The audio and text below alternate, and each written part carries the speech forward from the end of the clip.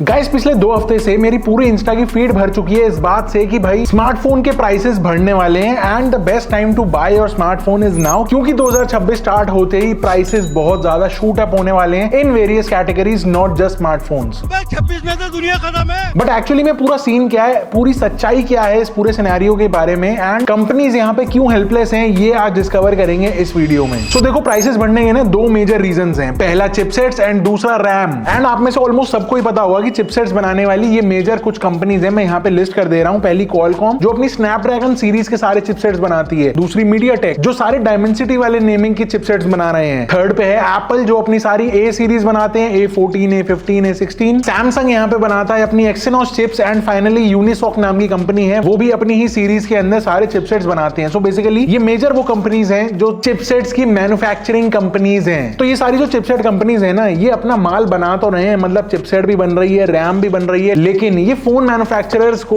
अपनी चिपसेट्स बेचना ही नहीं चाहते एक्सेप्ट एप्पल एंड सैमसंग, क्योंकि वो अपने ही डिवाइसेस के अंदर अपने चिप्स यूज करते हैं। तो ये सारी बड़ी बड़ी कंपनीज चिपसेट्स बना तो रही हैं, लेकिन ये चिप्स दे रही हैं सारे डेटा सेंटर्स को। एंड ये डेटा सेंटर्स कौन बना रहा है? ये सारे बना रहे हैं एआई वाली कंपनीज जैसे चैट जीपीटी, गूगल जेमिनाई या परप्लेक्सिटी। एंड ऐसा बेसिकली इसलिए है क्योंकि ये जो डेटा सेंटर वाली कंपनीज हैं, ये इन चिपसेट्स के पैसे भी ज्यादा देने को रेडी हैं एंड सुपर हाई क्वांटिटी में उनके पास डिमांड भी है, क्योंकि उनको डेटा सेंटर सेट करने हैं just because of the increasing use of AI. दोस्तों आपको याद होगा कोविड के टाइम पे एक चिप शॉर्टेज आई थी जब सारे इलेक्ट्रॉनिक्स के प्राइसेस ऑलमोस्ट 1.5x तक बढ़ गए थे। लेकिन टू योर सरप्राइज अभी वाली जो कंडीशन हो रही है ना, ये तब से भी ज्यादा बड़ी हो जाएगी। देखो इसके बेसिक 4 पॉइंट्स हैं। पहला, कोविड के टाइम पे फैक्ट्रीज बंद थी, लॉकडाउन वगैरह लगा हुआ था, डिमांड बहुत ज्यादा थी, सप्लाई बहुत कम थी एंड इसीलिए प्राइस शूट अप हो रहा था। उस टाइम पे चिप्स की कमी से ज्यादा ट्रेड की दिक्कत हो रही थी, शिपिंग की दिक्कत हो रही थी एंड अलग अलग कंट्रीज अपने रिस्ट्रिक्शन ज्यादा लगा के बैठे हुए थे कि पोर्ट पे भाई आएगा कुछ या नहीं जाएगा। तो ये सारी चीजें ज्यादा थी। लेकिन आज का इशू बहुत ज्यादा क्रिटिकल है, क्योंकि ये डिसीजन खुद कंपनीज का है कि हमको मोबाइल वाली कंपनीज को ये चिपसेट बेचना ही नहीं है। बेसिकली ये चिपसेट कंपनीज जो है ना, कॉन्शियसली एआई डेटा सेंटर्स की कंपनीज के साथ डील कर रहे हैं, ट्रेड कर रहे हैं एंड उनको हायर मार्जिन के ऊपर ये चिप्स बेचे जा रहे हैं। On the other hand Covid वाला जो टाइम था वो ऑटोमेटिकली रिजॉल्व हुआ था, क्योंकि प्रोडक्शन चालू हो गई थी, शिपिंग के रिस्ट्रिक्शंस हट गए थे एंड डिमांड जो पीक हाई पे थी वो थोड़ी थोड़ी कम होनी स्टार्ट हो गई, which gradually met the supply chain and finally चीजें सॉर्ट होनी स्टार्ट हो गई थी। लेकिन अभी वाली सिचुएशन बहुत ज्यादा खराब होने वाली है। अब सबसे पहले रैम शॉर्टेज पे बात करते हैं। ये सबसे ज्यादा रैम बनाने वाली कंपनीज ही करेंगी, राइट? प्रॉब्लम ये है कि जो भी सारा एआई पे हम वर्किंग करते हैं, लेट्स से हम चैट जीपीटी पे कुछ भी प्रॉम्प्ट डाल रहे हैं एंड वहां से कुछ रिस्पॉन्स आ रहा है, इस चीज को पूरा प्रोसेस करने के लिए जो बैक एंड पे एआई मॉडल्स लगे हुए हैं उनको लगती है भर भर के रैम। एंड जो रैम के मैन्युफैक्चरर्स हैं वो भी सारी रैम उठा के सीधा अपना हार्डवेयर बड़ी एआई कंपनीज को बेच रहे हैं। इसका सबसे बड़ा एग्जांपल है माइक्रोन। आपने सुना होगा क्रूशियल की रैम आती है, desktop RAMs, laptop RAMs. Crucial नाम बहुत ज्यादा फेमस है एंड उनकी रैम्स एंड एसएसडीज काफी अफोर्डेबल भी होती है एंड रिलायबल भी। मैंने खुद भी यूज करी है। और अगर आप एक गेमर हो या फिर पीसी बिल्डिंग के अंदर थोड़ा भी इंटरेस्ट रखते हो तो आपने डेफिनेटली नाम सुना होगा। सो बेसिकली माइक्रोन ने क्रूशियल का कंज्यूमर बिजनेस ही खत्म कर दिया, ये बोल के कि भाई हमको अब B2C करना ही नहीं है, हमको डायरेक्टली रिटेल होलसेल करना ही नहीं है, हम सीधा अभी जितना भी माल बनाएंगे, चाहे रैम्स का चाहे एसएसडीज का, वो सीधा का सीधा सारा एआई वाली कंपनीज को बेचने में इंटरेस्टेड है, सीधा B2B बिजनेस करेंगे। अब देखो, जब एक अफोर्डेबल वाली कैटेगरी का ब्रांड अगर मार्केट से निकल ही गया ना पब्लिक के लिए, तो पब्लिक के पास 2 ऑप्शंस बचते हैं, या तो क्वालिटी में कॉम्प्रोमाइज करेगा या फिर पैसे ज्यादा भरने पड़ेंगे। यहां से आप थोड़ा थोड़ा अंदाजा लगा सकते हो कितने फ्यूचर में प्राइस बढ़ने वाले हैं। इनफैक्ट अभी कितने बढ़ चुके हैं ये भी आगे वीडियो में बताऊंगा, इसीलिए वीडियो पूरा देखना। देखो, चाहे कार हो, चाहे मोबाइल, टैबलेट, टीवी, वो हर वो डिवाइस जिसके अंदर रैम यूज होती है, उसके प्राइस एक्सपेक्टेड है कि 2026 में बहुत ज्यादा बढ़ सकते हैं। जागरण एंड बाकी पब्लिकेशंस ने तो ये भी बोल दिया कि December is the worst time for PC builders to build their PC because of high cost. Almost सारे पीसी कंपोनेंट्स के प्राइस इस टाइम पे फायर हो रखे हैं। अब देखो, हमें पता है कि इसके पीछे कहीं ना कहीं एआई का usage is the game to blame, right? लेकिन अचानक से ऐसा क्या हो गया कि मतलब इतने ज्यादा डेटा सेंटर्स लगाने पड़ रहे हैं? आपने शायद रिसेंटली नोटिस करा हो कि जियो ने 18 महीने का जेमिनाई प्रो फ्री दे दिया सारे अपने सिम यूजर्स को। उसके बाद चैट जीपीटी ने अपना गो सब्सक्रिप्शन फ्री कर दिया। उससे पहले एयरटेल ने परप्लेक्सिटी के साथ में कोलैबोरेशन करके 1 साल का फ्री परप्लेक्सिटी प्रो भी दे दिया पूरे इंडिया की पब्लिक को। अब मैं एक छोटा सा ऑफिस में अगर मैं काम कर रहा हूं, मेरे यहाँ 4-5 लोग साथ में काम करते हैं एंड हम सब लोग ये तीनों एआई काम में लेते हैं अपने डेली वर्किंग में, जो हमको एब्सोल्युटली फ्री ऑफ कॉस्ट पड़ रहा है। तो सोचो पूरे इंडिया के अंदर ऐसे कितने टीम्स या इंडिविजुअल्स होंगे जो इन फ्री एआईज को इतना ज्यादा रगड़ने में लगे हुए हैं। तो डेफिनेटली ऑफर कंपनीज के अच्छे थे, लेकिन इससे हुआ क्या कि डिमांड एक्सप्लोड हो गई। तब लोगों को आदत लगती जा रही है, डेली अपने यूसेज के अंदर कुछ ना कुछ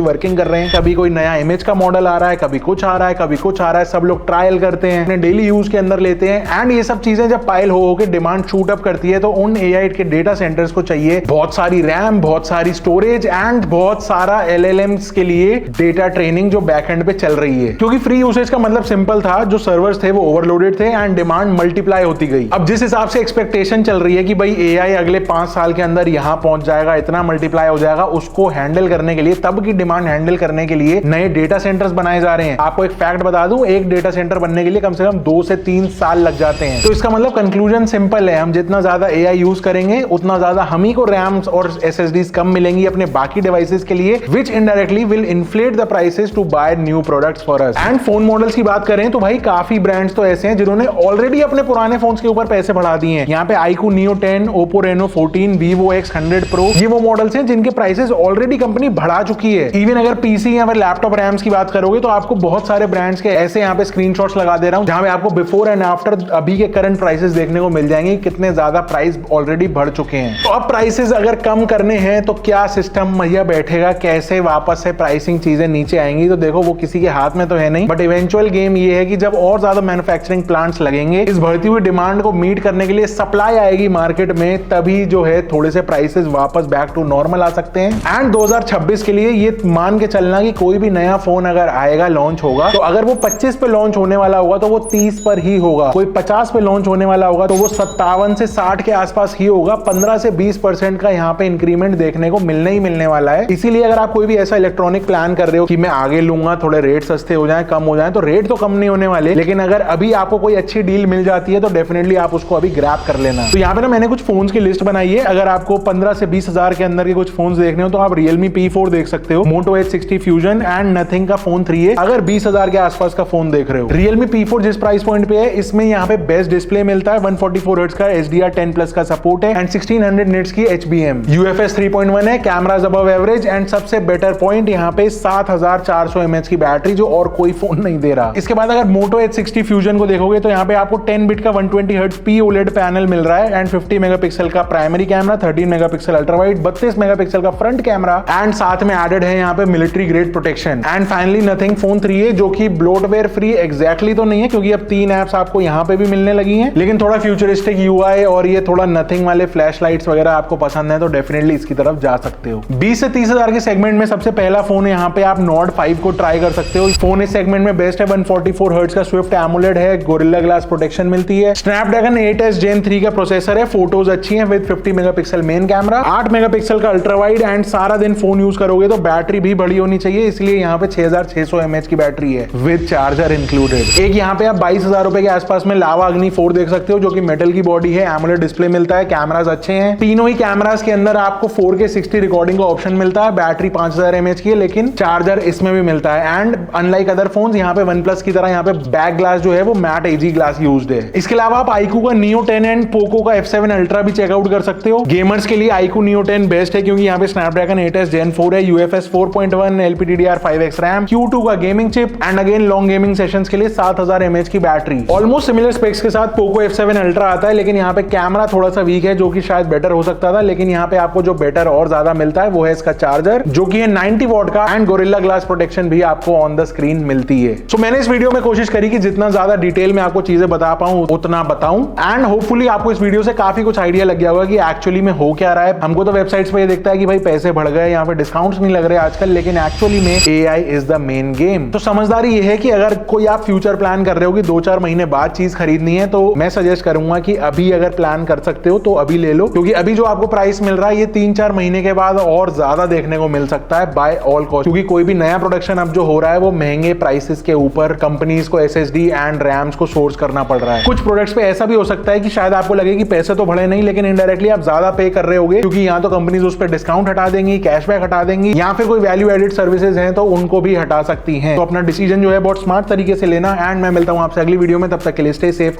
stay sarcastic, see ya and goodbye।